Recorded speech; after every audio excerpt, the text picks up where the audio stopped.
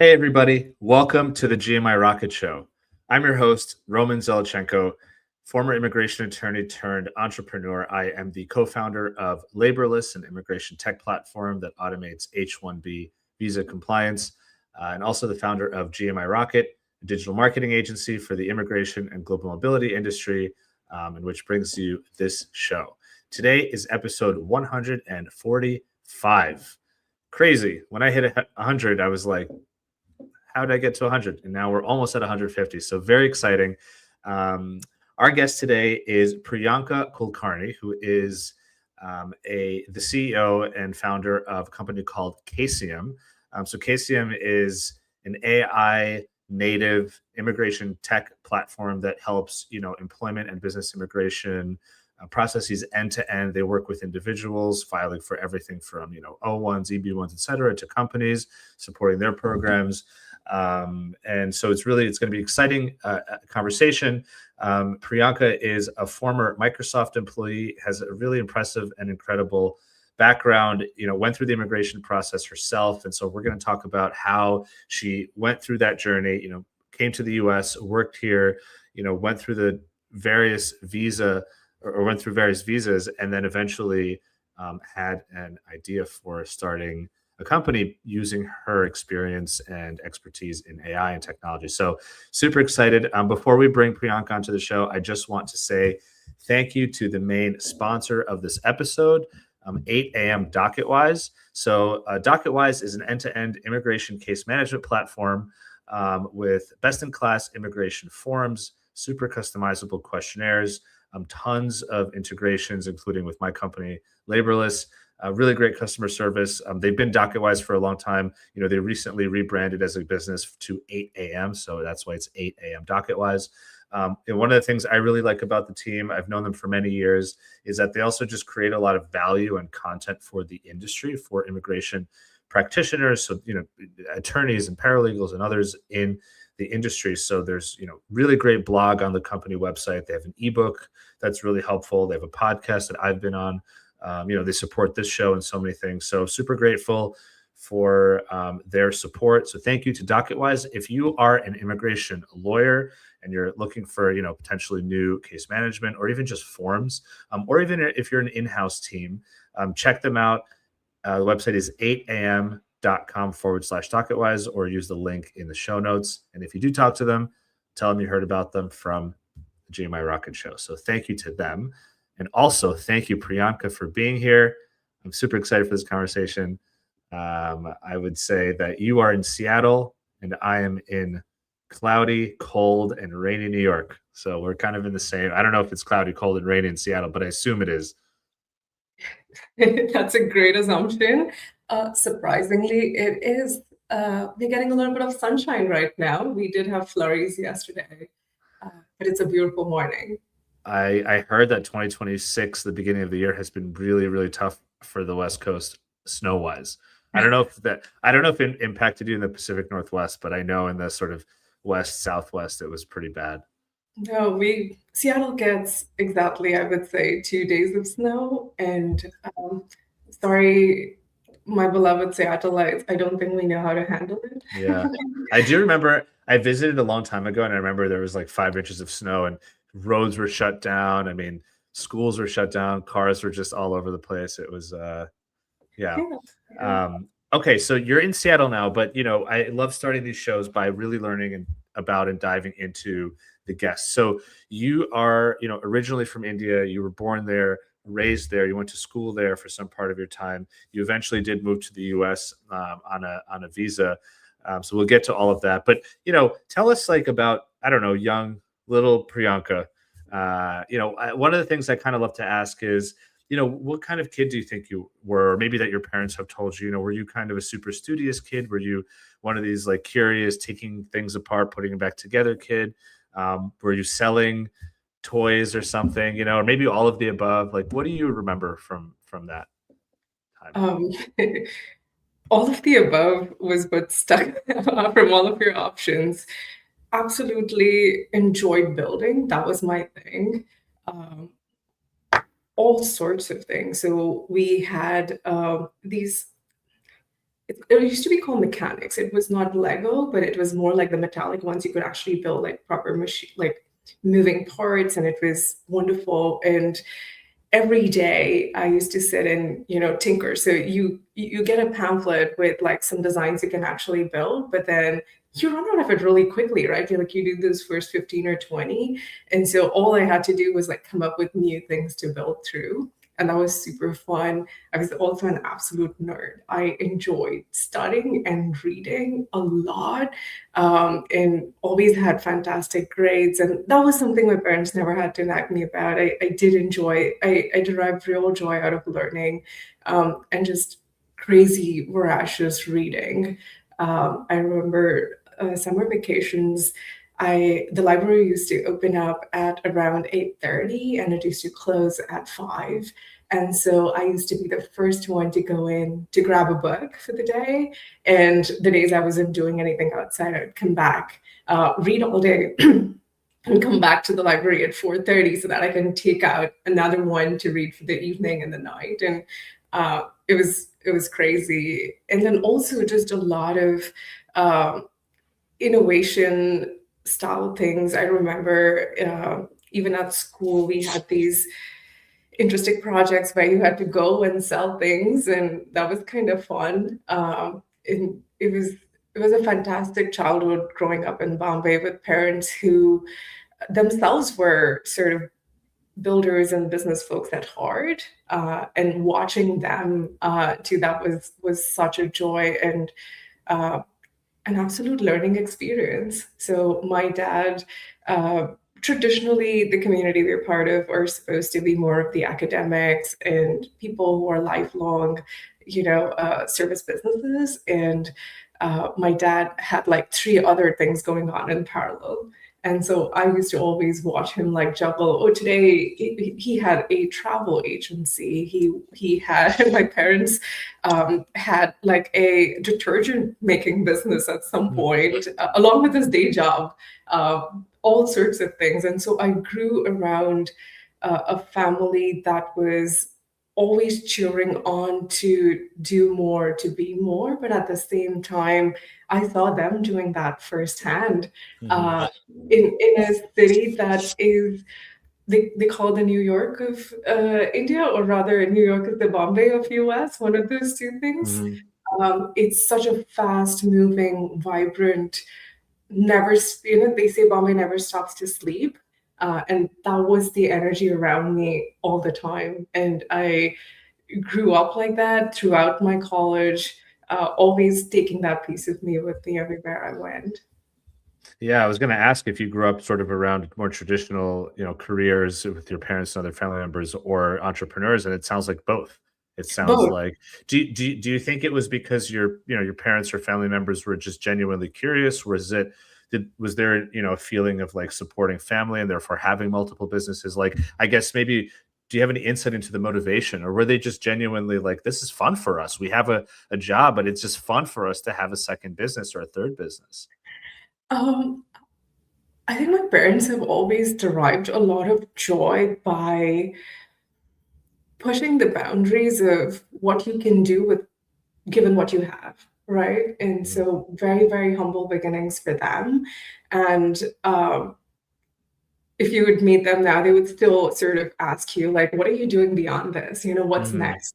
And always have this insane amount of fire to uh, push, like they're happy and they're very content, but they never stop exploring. They're retired now, and I still can't call them retired for this very reason. Like it's kind of funny. My dad I think retired quite a few years ago, and he and my mom are still sort of have that fire and the hustle and the energy to do it. And I think that was something that I just grew around, and innately, I was very competitive in wanting to do more too. And I Mhm. think that sort of translates in like the way I approached probably my education, a little bit of sports that I did back in the day, art, all of it, like just Mhm. aggressive, competitive, and like wanting to do more. But doing so with just so much fun around me. Like my mom she used to teach me early days in primary. We never had a printer growing up. And so there was this whole concept of a carbon paper. I don't know if you've noticed, like Yep. you would put them in. And she used to make these absolute fun worksheets for me. And that sort of became her thing where she used to now go out and teach other kids. And we had these worksheets going out around. And so there was a lot of joy in doing so as to reach that level of excellence, but at the same time, absolutely having a blast doing it. And I think it's shaped a lot of how I've approached a lot of things in life is give it your all and have fun doing it and derive a lot of energy out of it. I think we've always focused a lot on how am I feeling when I do this? Is this something that's just draining or is this something that's energizing? And sort of really tuning into maximizing that energy has been a fun journey. Yeah. So you said you were, always kind of reading and learning quite a bit. You, I guess, both like a studious and self-proclaimed nerd, as you said, but also trying different things and, tinkering. And you went to school at University of Mumbai. You got a bachelor's in computer engineering.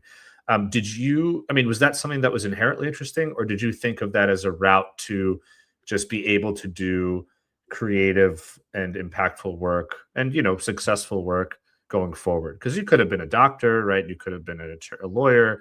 There are other professions as well, but you chose engineering. Yeah, why do you think you went down that path? Um, it's so funny. For the longest time, all I wanted to do was to be a lawyer. Hmm. Um, Mhm. and I loved reasoning. I loved the idea of building order in messy systems. Um, when you're in 10th grade in India, that's when you decide like whether you want to do science, commerce, arts. Like you choose between these two streams. You pick one of these until you do your 12th grade, and then you do your 4-year degree.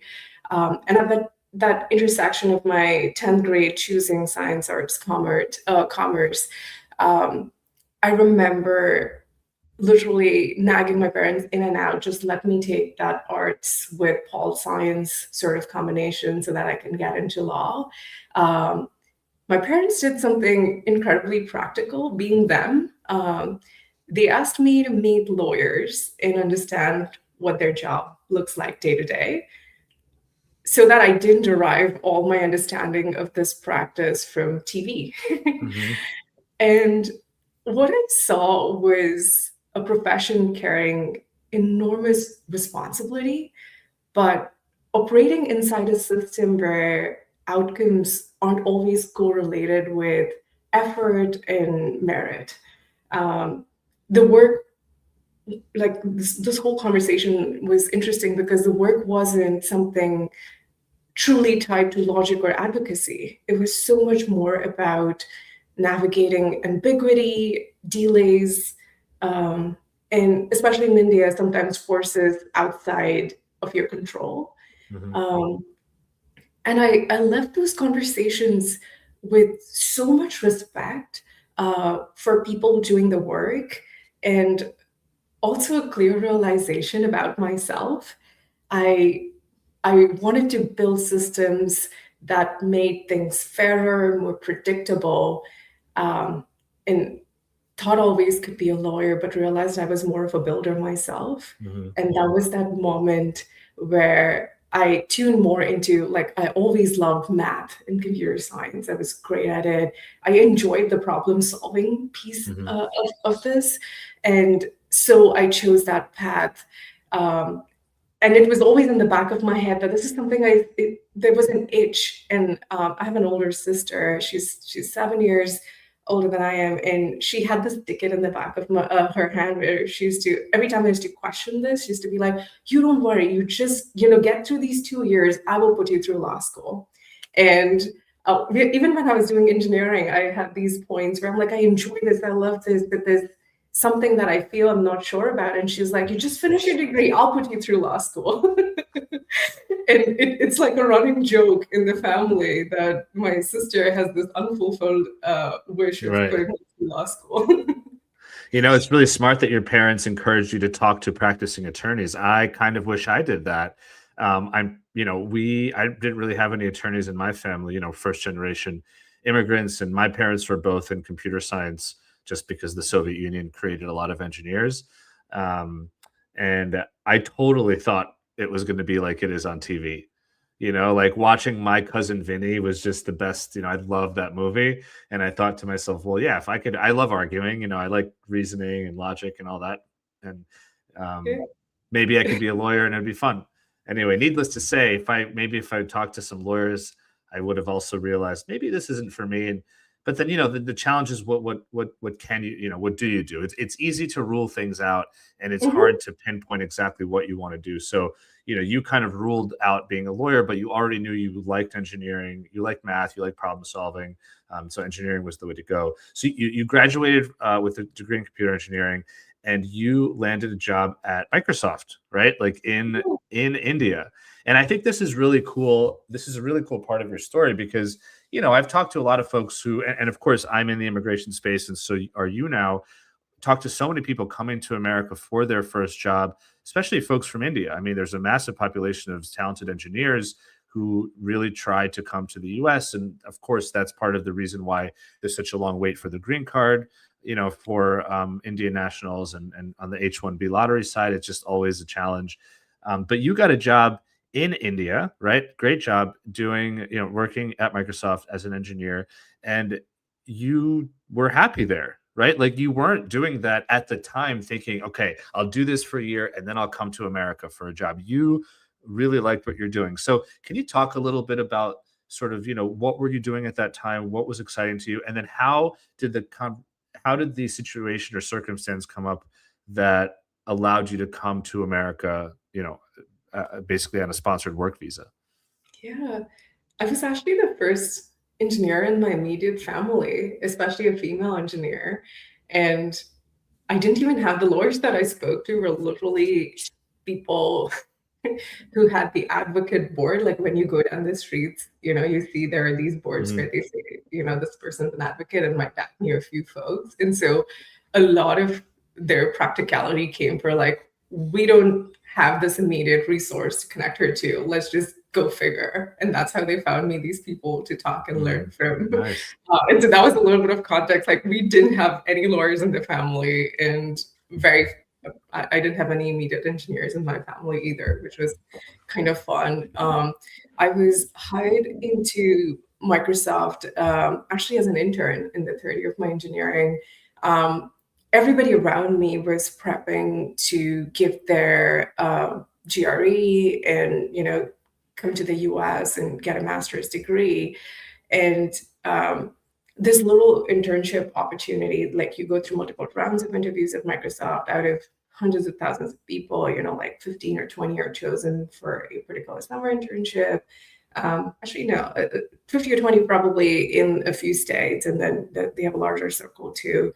Um, and it was wonderful. Microsoft was an incredible internship. That internship gave me an opportunity of a pre-placement offer, so to join as a full-time right after. And I I gave GRE as for fun. I had 15, 20 days Mhm. left aside. I hadn't taken any classes. I just borrowed a book from someone who gave the test as they were like genuinely studying for it. I'm like, now that you're done, can I borrow a book? And that's how I gave my GRE. And I was just sitting on that score, not sure what to do with it, because I did want to go back to Microsoft and work on something really interesting. Um, so the journey with Microsoft was meaningful and was a precursor sort of to where I'm at right now. Was more to do with I wouldn't say advent, but just how much machine learning was changing and AI was changing. So as part of my undergrad, now I'm gonna date myself. AI wasn't as cool. The class that we took was called soft computing, and it sounds like the least glamorous way of phrasing AI. So I had taken soft computing, and you study fuzzy logic and a little bit of neural networks. And that was a lot of my last few years of undergrad. Had a few papers published and was increasingly excited about the intersection of how we as humans think and how do we help machines learn how we think, and using language as that sort of modality, and thinking about linguistics, thinking about the methods and models, and then how do we train machine to think like we do or act like we do. And so at Microsoft, a lot of my early roles were in teams like Bing, which were at the forefront of relevance and ranking and traditional machine learning, right? And just as a note for folks, Bing is the Microsoft search engine. I'm just saying because Yes, Google, you say everyone knows it's a search engine. Not everybody is as familiar with Bing. So you were working on the search side of things. the search, the Microsoft search. Yeah, I forgot about that. I forgot that. It's been a while. Yeah, and in relevance and ranking in traditional machine learning was incredibly powerful in the way people access information, but it also involved a lot of understanding of, back in the day, you couldn't just throw things in a prompt and expect it to get to you. You had to do a lot of feature engineering or playing with models, trying to understand like the intermediate, what is the model getting now? And if I give it a little bit more, what does it get now? Kind of methods of teaching AI. And I think that was super fun. And it was very compelling for me to think about how to push the boundaries there. And Microsoft US, specifically the Microsoft advertisement, Microsoft as a huge ads platform, they were looking for someone who was working in this space, understood language, but then was also excited about applying it to online ads fraud detection. And they had this role open for a really long time. And I wanted to explore more, and I wanted to see where I could. Data science was not a field. It was still something gray. There was no official titles. And right around 2014, 2015, Microsoft introduced this discipline of data scientist and applied scientist. And this was that role. And I was interviewed and I was selected. And that's how I moved actually to the US on the L1B visa. Is to actually solve a problem that was hard, and at the same time that required this very unique skill set about someone who's been thinking about it for a while, and cared about that space. Yeah. It's amazing because, coming on an L1B, I mean, this now as well because you work in immigration, you see the challenges that people face when they're, here in F1 OPT and then they have to deal with the H to get their work permit, or they're obviously outside of the country and they're figuring it out. I guess it's a really great experience to come on an L1B, because, the company is sort of, it's I guess easier for lack of a better term. I mean, in some context. When you came here though, what was it like for you? Because I'm assuming the immigration process itself wasn't that bad, right? Microsoft is a great organization that supports the immigration process. What was it like culturally for you? Because now you've lived your whole life, at home, right, or close to home in Mumbai, Bombay, and you are now in America. Like, yes, you're working at Microsoft, but what was that kind of experience like coming here and like now settling in the US? You're an immigrant, a new place. Obviously, you speak the language, so at least there's that. But what do you remember from those early days of coming here? Um, this is incredibly funny as I think back. I moved from Mumbai to Seattle sometime at the end of July, early August of 2015. Um, it was incredibly hot, and it was one of the hottest days of the year that year. Bombay, you have AC, the traditional fans. Houses in Seattle do not have that, because I don't think Seattle was ever hitting these kind of temperatures before. So I land into this wonderful city and I'm sweating in and out, and it's hot. And I remember telling my friend, like, how did I get here? Like, I left a hot and humid place and I'm back in an insanely hot place. Yeah.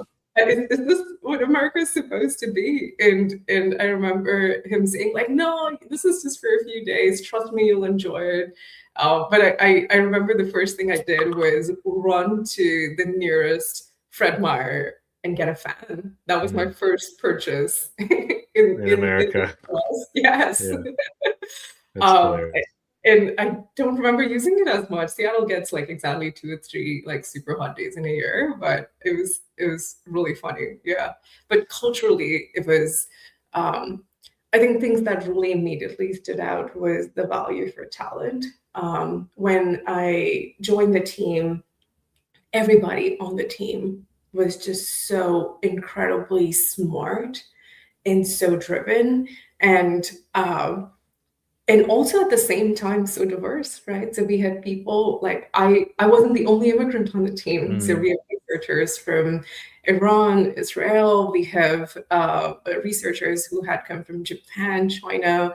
Like if you had to create a poster of our team back in the day, like we would be like the world representation. yeah, that's cool. And it was wonderful. It was wonderful because everybody brought in their domain expertise, but also linguistic knowledge to Mm, this space, right? So we understood how multimodal AI could actually be built. And it mm, really helped a lot. Like later in years, I worked on Azure AI and we built multilingual models, and everybody on the team knew which languages they could test. So we had someone, testing Chinese, Japanese, Korean. We had someone understanding Indian languages. We had people who could ensure that the AI was high quality across all languages. And so I think it was early days was just wonderful from the lens of having a team of incredibly smart, but people across the world coming together to solve meaningfully hard problems.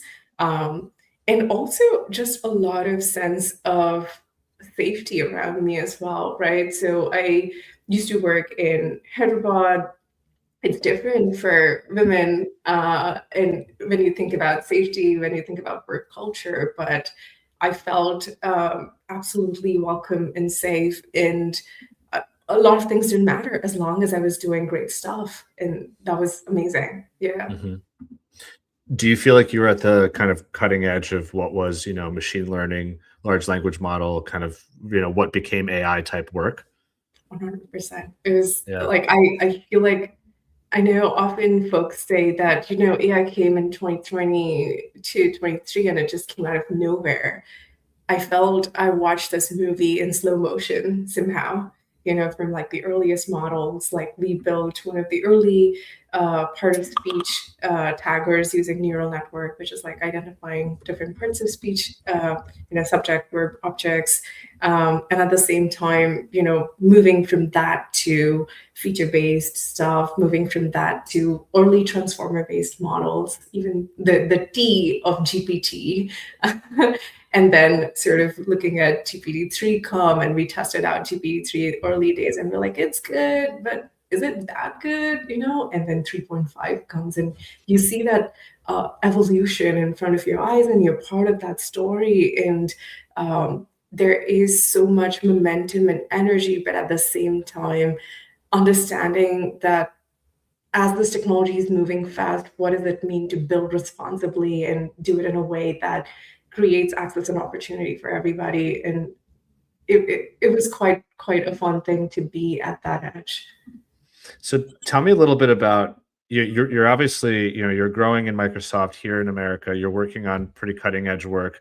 You're watching in front of your eyes, AI go from maybe more research heavy and sort of on the fringe Mhm. of what's being used to now something like you said when 3.5 came out. I mean, it took the world by storm, obviously, and we are kind of here today in a sense because of that.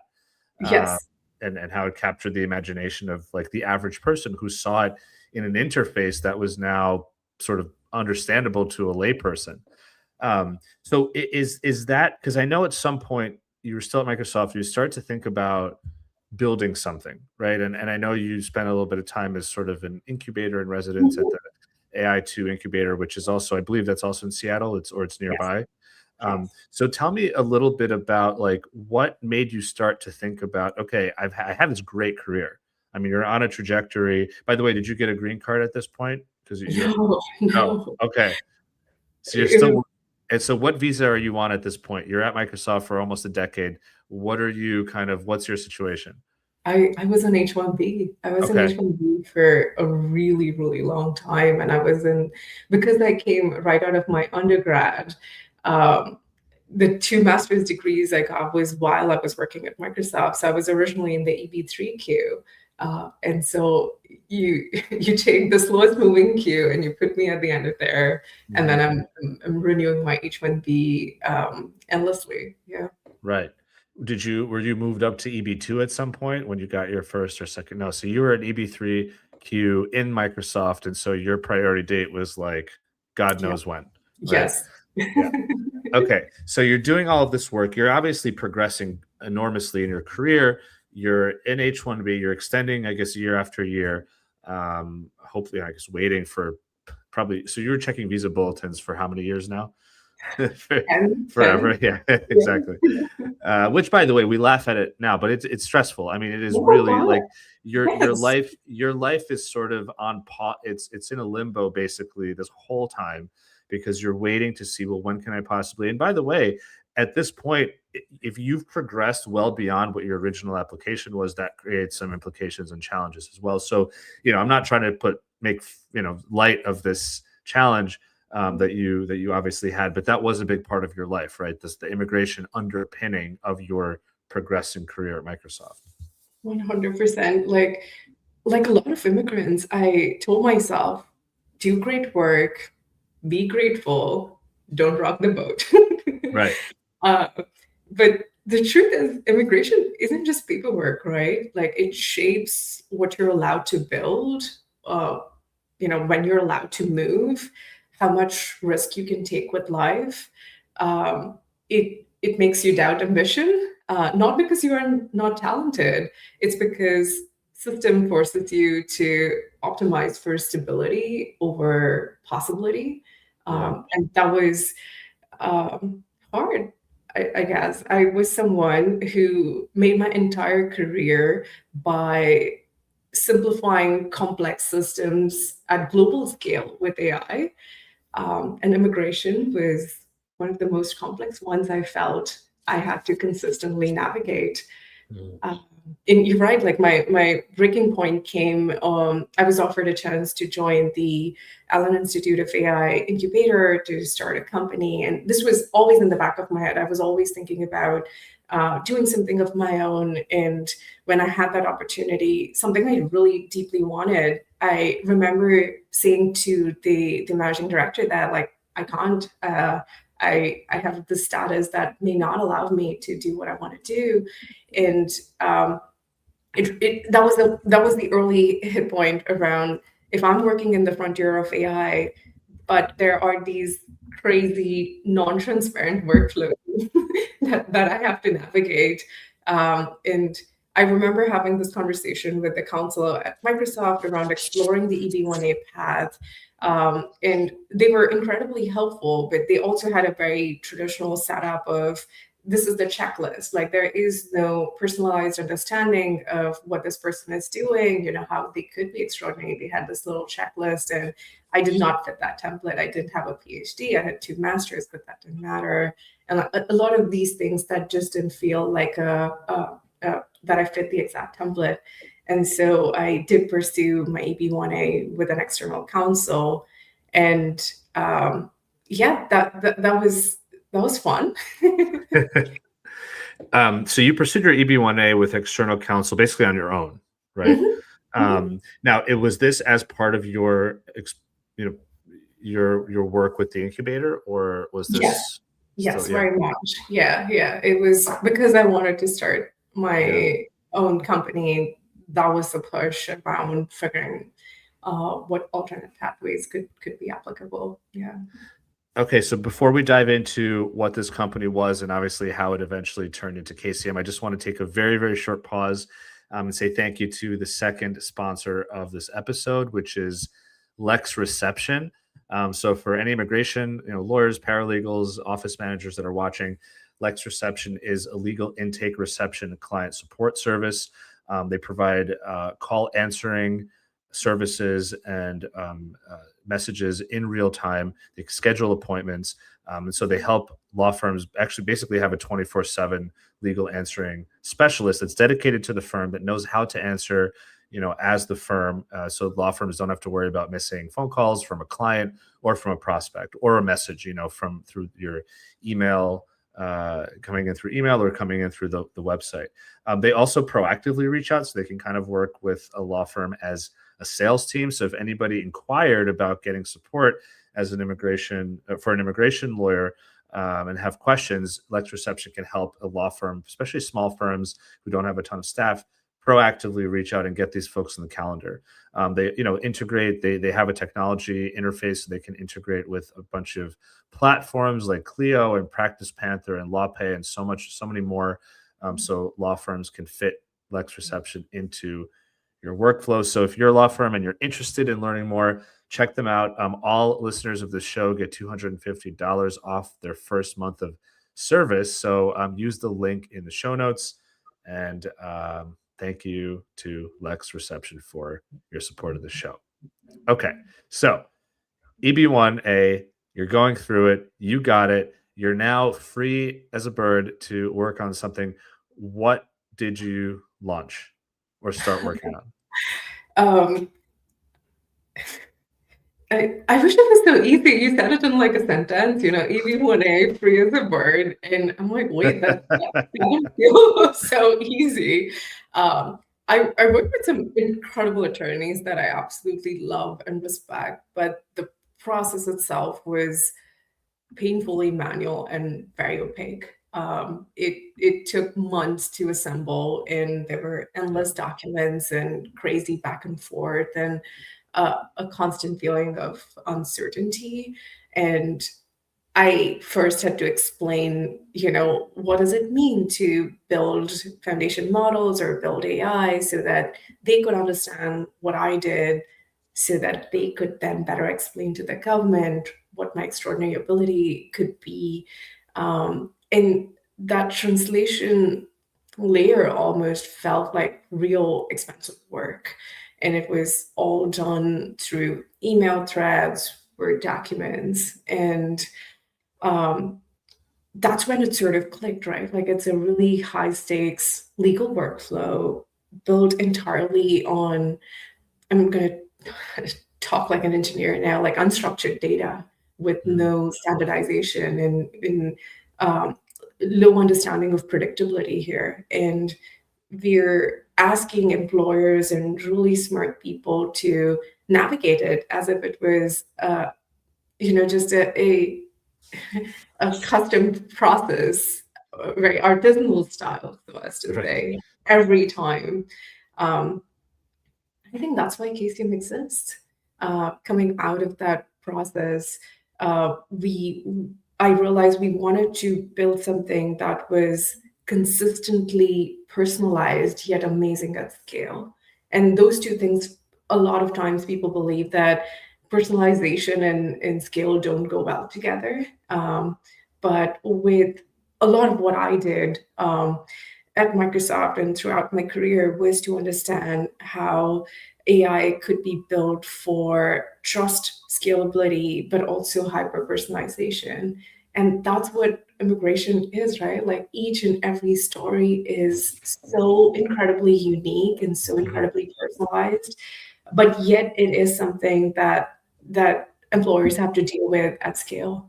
And it is that's why, the traditional template style models, like, this is your checklist, do you fit this or not? And if not, you back up the queue again. And we really wanted to change that. I wanted to change the experience that I had, so that no one else ever has to go through this again. Personally, like, the mission for me has been very much around how do we allow amazing people, extraordinary people, to build where they're needed and wanted, and how do we bridge that gap? And I think Casium is the answer for that, through my story. It's interesting because you went from being at Microsoft and seeing a overly perhaps structured approach, like an approach that was structured for a reason because the volumes are so high, but then you realize you didn't quite fit the bill. And then you had to go to the very opposite side of the spectrum where you worked with, as you said, really great attorneys to help put your EB1A together, but it felt, so unstructured that there were inefficiencies there. And so I guess in your mind, you're thinking there must be some way to combine the two. There must be a way to help somebody who's in a similar EB1A situation, and apply some structure to it to create more efficiency, but not so structured where, we're Mhm. basically For some turning away. reason, yes. Yeah. So we're giving people an opportunity. So great. Makes so much sense. Now you've launched Casium. You're now a first time founder, right? I mean, Yeah. you're now coming from, you've worked in corporate environment, this like one of the biggest companies in the world. Um, and how did you launch this company? And then basically what does Casium do today? Mhm. First time official founder, but had built a lot of teams or was part of founding teams for really interesting 0 to 1 key projects at Microsoft, Mm, and knew what it meant to be scrappy, knew what it meant to go out and sell and talk to customers and do that consistently. And and you know it better than I do, like entrepreneurship, the highs are high and the lows are low. right. And sort of, I think it was taking all of that experience and humility of doing things when the resources are abundant and like bringing it to a space where at AI2 you do get incredible backing. Everybody that comes out of the AI2 incubator is going to say that they help you with the pre-seed, they help you with the best mentors, but that's it. They're not giving you, no one's giving us like access to endless compute, or Right. you click a button and issue a GPU kind of situation. And so I think it was uh, sort of like a moment of personal growth as well, on like how to build a company from scratch. How do you care so much? How to care so much about a problem statement and have that relentless ambition, but yet find that path to that execution was the theme in the early days. Um, Especially with the AI2 incubator, we were able to start working with our early customers, around the end of 2024 very quickly. We raised our seed round last year, and had some really incredible backers as part of that process too. And so yeah, that's the journey we've been on. Casium, as we are. Oh, I need a little water here.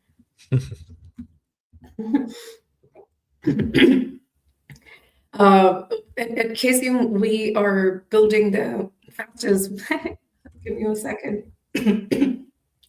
Fastest business immigration solution for employers, so that they can bring in top talent and, more importantly, stay compliant and retain them throughout the life cycle. And so we're thinking about it very holistically. And we've been excited and very lucky to support some incredible companies throughout the last year or so. So, so who are your, I love that explanation. Let's dive into it. Who's like your target audience, or your target client? Are you working with startups? Are you working with individuals applying for kind of O1s, EB1s, NIWs, all of Mhm. them? Other, like, tell me a little bit about, if I'm listening, why do who should I be to think KCM is for me? Let me check it out. Yeah, we primarily help employers. We've been helping employers from pre-seed to Series F, and increasingly growing the size of the companies we support, especially employers who are thinking of their first immigration program, how to design it, how to stay compliant, how to bring that, how do you pull all of that data into a single source of truth and operate in an extremely fast way when it comes to bringing talent.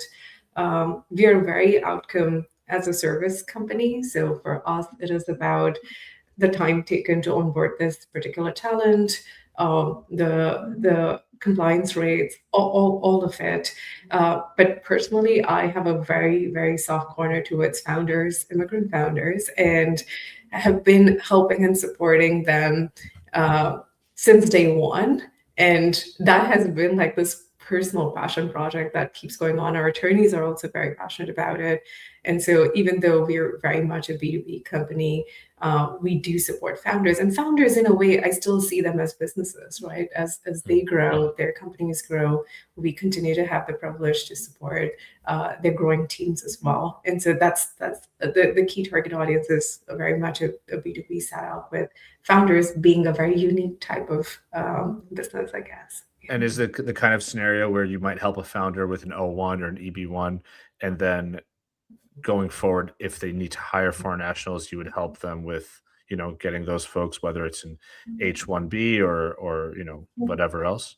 All of that. We support full spectrum of business immigration. That's all we do. And with founders, it's obviously around O's, and Seattle has H's too, a lot of them. And so that's always one of those. But with the businesses that we support, it's typically for their team members. And so those are common blends of O's, H's, L's, you name it, that comes with the business. Yeah. So if I'm an attorney, I want to dive in a little bit into kind of how Casium works. If I'm a client, right? What's the kind of setup with legal support, right? Because you're went through the immigration process, but you're not an immigration lawyer yourself. So how does that work? You've built, and your team have an AI based technology platform that what are the benefits of the platform, I guess, and then how does that interact with attorney review, drafting, etc.? Yeah, we have a full set of technology service, and we partner with attorneys who work with us exclusively. And so when you work with Casium, you get an attorney that's dedicated to your particular not only case but to your company, and they'll work with you throughout the life cycle. They're licensed, they're incredible actually. They're and have been supporting doing business practicing business immigration for decades. And the benefit about working with this particular setup with Casium is we enable the highest speed and quality of operations for so that the attorneys have room for strategic legal advice, the support you need, and have that constant access to them. It's not just around, one time you see someone's face and we're out of there. They are your legal partners in this journey, and we're as a joint unit, enabling that speed, that transparency and access. So, and I'm thinking about a listener, and I want to dig into that a tiny bit, because a lot of people, I mean, it's not new to say, technology helps with efficiency so that the lawyer can be more strategic. It's pretty high level kind of verbiage. So I'm wondering, from your perspective, what does that look like? Like, what does Casium actually help do and or draft or prepare at this sort of high speed? And then what do you see the attorneys actually, like, practically, what are they actually doing? They're on the phone with the client for 2 hours talking through, okay, if the H1B doesn't work, here are 4 other options. Like, how does an attorney working with Casium actually look different and feel different for the client at the end of the day? Yeah, for sure. So we have some of the most, I would say, strategic report cards for people's eligibility assessments that we enable. So we, given your background or given the employee's background, we come up with a way for you to have a clear sort of set of options. And what this allows is the attorney to look at the context of the individual in a holistic way, and in the first call itself, actually walk you through all the possible immigration strategies that may apply. And if one is the path, you almost know in your first call what your chances of success are, what's the recommended strategy.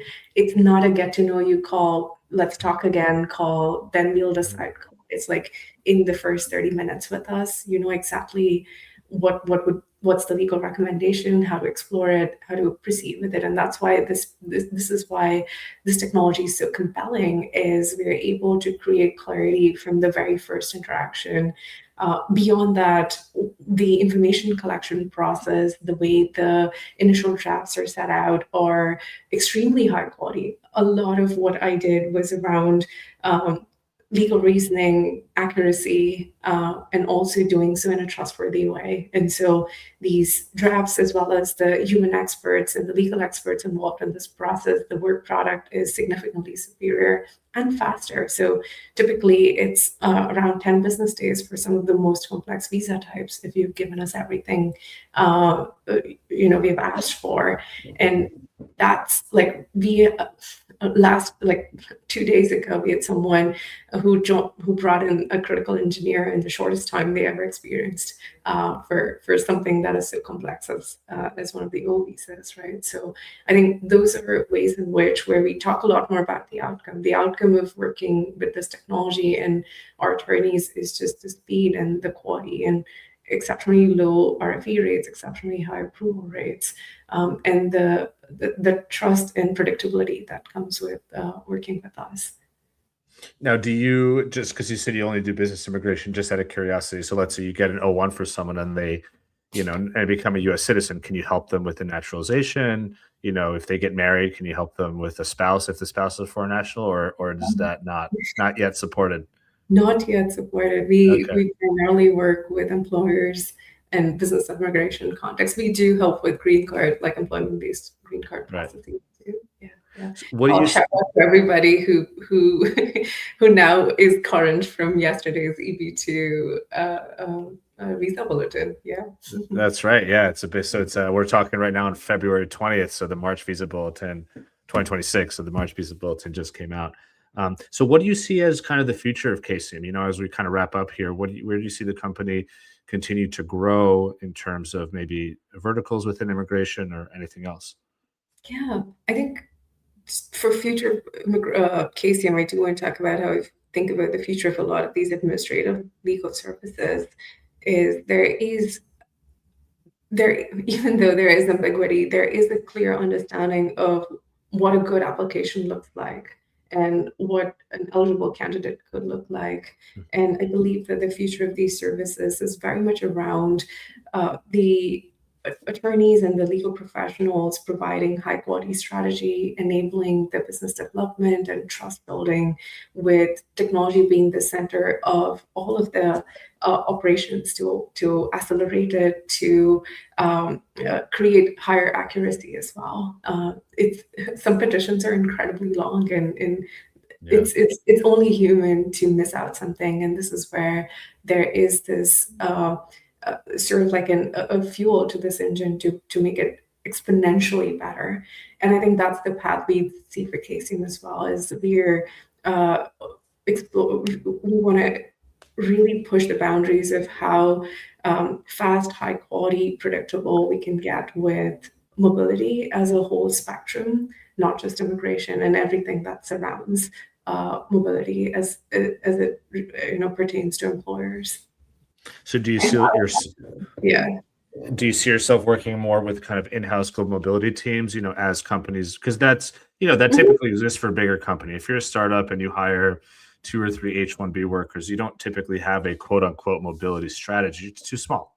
Yeah. So do you see yourself kind of trying to expand into the kind of bigger global mobility space and leverage Casium for that? Yeah, and it ties very closely with our mission, right? Like extraordinary talent to companies that want to hire them, and everything that involves with Mhm. that problem solving is a space that's very, very exciting to us. Yeah, and I was actually talking about that with someone the other day. It implicates also tax. There's and depending on how deep you want to go, it can be household goods and moving and global mobility is a really interesting industry because it feels so niche, but when you really start digging into it, you realize it touches so many different actual other industries. To get a human being from one place to another, you have to get them a job offer, work authorization, move their physical bodies, move their stuff, find them a place to live. If they have a family, find them that family a place to go to school, build a community. If there are cultural differences, you have to find them potentially a coach. if it's depending on where you're moving to and from, right? For cultural nuances and language, and I mean, it's such a fascinating industry, and yeah, it's interesting. It'll be cool to see, Casium and just in general, technologies start overlapping Mhm. or crossing between one aspect of global mobility to the other. And frankly, Absolutely. between you and me, as an immigration lawyer, I always felt that yes, immigration, the visa is not the end all be all, but it is an important starting point. If there's no Mhm. visa, everything else that's downstream can't happen. Mhm. So Yes. that's so I like to end with this question.